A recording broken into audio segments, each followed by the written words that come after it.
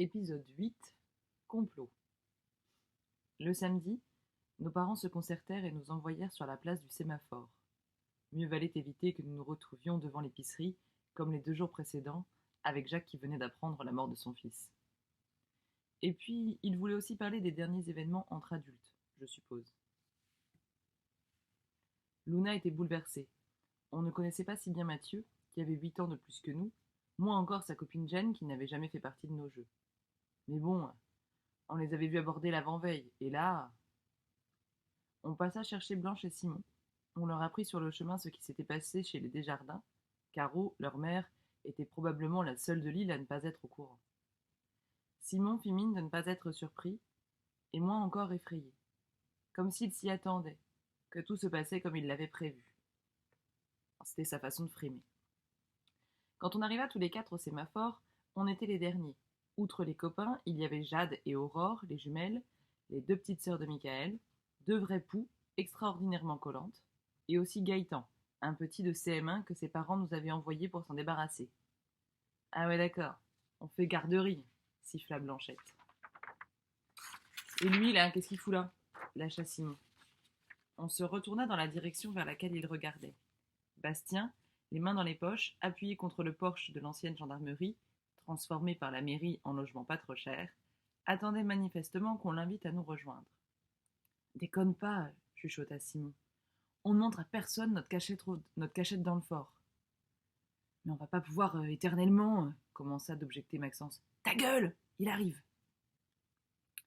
Je ne sais pas si Bastien perçut le silence lourd de malaise quand il nous rejoignit. Il resta à 2 mètres, les mains dans les poches, et nous montra du menton, moi et Luna. Ils viennent avec nous, là, les enfants de l'infirmier? Ils sont pas contagieux? On se regarda les uns les autres, surpris. Contagieux comme ta connerie? Demanda Hugo. Leur père était là-bas, moi, si ça se trouve. Je n'eus même pas le temps de donner les réponses de mon père. Simon prit Luna par l'épaule. Ils sont avec nous. Toi, t'es pas obligé. Bastien haussa les épaules. Je déconnais. Dans les minutes suivantes, on fit comme si cette brève conversation n'avait pas eu lieu. Maxence et Michael me jetaient des coups d'œil de travers tout de même, soupçonneux. Je me disais qu'il faudrait mettre les choses au point très vite. En attendant, on discuta de la destination de notre arrivée, de notre virée, comme si on se posait sérieusement la question. Bien sûr que ça allait finir aux cabanes. On en avait bâti des dizaines dans la forêt, mais les 3 principales, on les avait perchées juste à côté du fort L, dans un arbre, l'une au-dessus de l'autre, à 2, 6 et 10 mètres. On avait accompli ce chantier-là l'été précédent. Jean et Camille, la sœur de Simon et Blanche, nous avaient bien aidés. Les cabanes, ça s'avéra un bon plan, parce qu'au moins, les petits restèrent jouer dans celle du bas, pendant qu'on montait jusqu'à la plateforme la plus élevée. On pouvait discuter tranquille. Sitôt arrivé tout là-haut, je mis les choses au point. À propos de ce que disait Bastien, mon père nous a tout expliqué, en détail, cette nuit et ce matin. Le mien aussi, approuva Hugo. Le mien, il a touché les 8 morts avec des gants, repris-je. Mais il y avait du sang partout. Et il y a 5 pompiers qui étaient là, qui étaient déjà là, plus Françoise et André et le père d'Hugo. Je me retournai vers mon pote. Il confirma de nouveau, cette fois d'un simple hochement de tête. Et ensuite, Jacques et Patricia sont arrivés, et d'autres encore. Si c'était contagieux, ce truc-là, il fallait mettre tout ce monde-là en quarantaine. Autant dire, la moitié des gens capables de faire tourner l'île. Ouais, mon père m'a dit la même chose. Donc, puisqu'ils avaient un espoir raisonnable, ils ont fait le choix de ne pas établir de quarantaine. Pourquoi tu parles d'un espoir raisonnable? Demanda Blanche, attentive. Mon père ne connaît aucun exemple de maladie contagieuse qui rend les gens capables de s'entretuer. Ça n'existe pas. Ça n'a jamais existé. Et la rage, objecta Bastien, ça ne fait pas de toi un tueur. Et ça se transmet par morsure. En fait, mon père pense qu'il s'est produit un événement, quelque chose de brutal, qui a affecté le contrôle des émotions d'un certain nombre de gens et stimulé leur colère. Peut-être au niveau cérébral ou nerveux. Et il pense que cet événement a pu avoir des effets retards chez certains. Mathieu a dit qu'il en avait vu commencer à se battre plus tard sur l'autoroute, et pour Jen, c'était cette nuit. Bastien n'avait pas l'air convaincu. Maxence et Michael attendaient l'avis de Simon pour décider.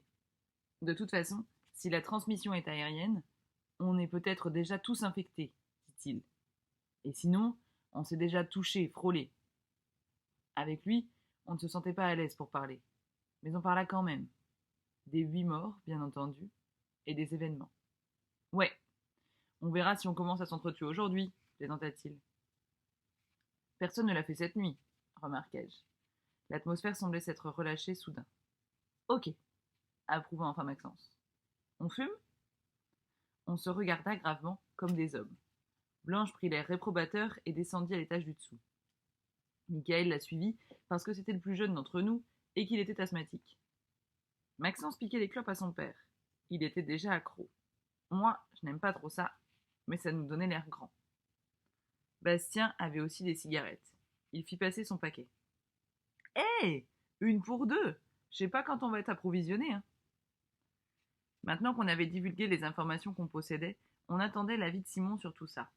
Qui d'autre eût été capable de se faire une idée précise de la chose, d'en embrasser la gravité, l'ampleur et la complexité? C'était le meilleur élève qu'avait connu l'île, depuis sa sœur aînée, le seul dont on sentait qu'il ne vieillirait pas ici. Dans notre esprit à tous, il était promis à la ville, Bordeaux, Paris peut-être. Et il me semble d'ailleurs que ça ne lui facilitait pas la tâche dans la cour qu'il menait auprès de ma sœur. C'était aussi pour ça que Jean disait à Luna « Simon, de toute façon, c'est pas un gars pour toi. » Là, à cet instant, il s'emplissait de notre attente. Il ménageait ses effets. Un événement, donc, dit-il pour commencer. Il commença d'étaler sa science. Les épidémies, les phénomènes sociaux, les causes possibles d'une explosion générale de rage. Il parla du cortex préfrontal, qui permettait de contrôler des émotions comme la colère. Il voulait être médecin, et puis il adorait les histoires de SF. Il avait vu un film où tous les gens touchés au cerveau devenaient dingues, soumis aux furieux. Dans cette histoire, c'était les extraterrestres qui prenaient le contrôle des humains. Mais évidemment, les extraterrestres... Je jetai un coup d'œil à la plateforme du dessous. Blanchette écoutait son frère pérorer, l'oreille dressée. Elle vit que je la regardais, me fit un clin d'œil. Je perçus la lueur amusée de son regard. Bien entendu, elle avait forcément une théorie, elle aussi, mais elle ne la ramenait jamais en public. Je descendis la rejoindre en faisant un peu le singe. « On s'amuse bien, hein, Poléon ?» me dit-elle. « Ne m'approche pas trop, tu vas me transmettre la moque. »« Le quoi ?» ?»« Ah, laisse tomber. » Je n'eus pas assez le temps de creuser. Là-haut, Bastien, qui n'avait pas envie de laisser Simon occuper l'avant-scène pendant 2 heures, dit qu'au lieu de parler des choses qu'on ne connaissait pas, on devrait tous aller sur la plage. Il dégringola les 6 mètres en quelques secondes, en s'accrochant au haut banc. Son agilité était vraiment impressionnante. On le suivit. Simon resta tout seul là-haut, un instant, avec ses théories, puis il nous rejoignit en maugréant. Depuis la plage des Sables Jaunes, la plus septentrionale, dont la crique jouxte la forêt, on n'entrevoyait pas le continent. L'horizon était bouché. On ne devinait rien, ni l'île de Ré, ni le pont qui la faisait presqu'île, ni le continent, ni les fumées, ni les morts. La tension entre nous s'était évanouie. On fit des courses, de l'escalade, on se lança des défis. Michael s'occupait des plus jeunes. Ensuite, Bastien décida que c'était l'heure de manger. Il avait naturellement pris le commandement de la troupe. Les petits, Luna, nous, on subissait tous l'ascendant de sa taille, de sa force physique, de sa voix d'homme. Seuls Simon et Blanche semblaient échapper à son charisme, et Hugo aussi, parce qu'il ne l'aimait pas.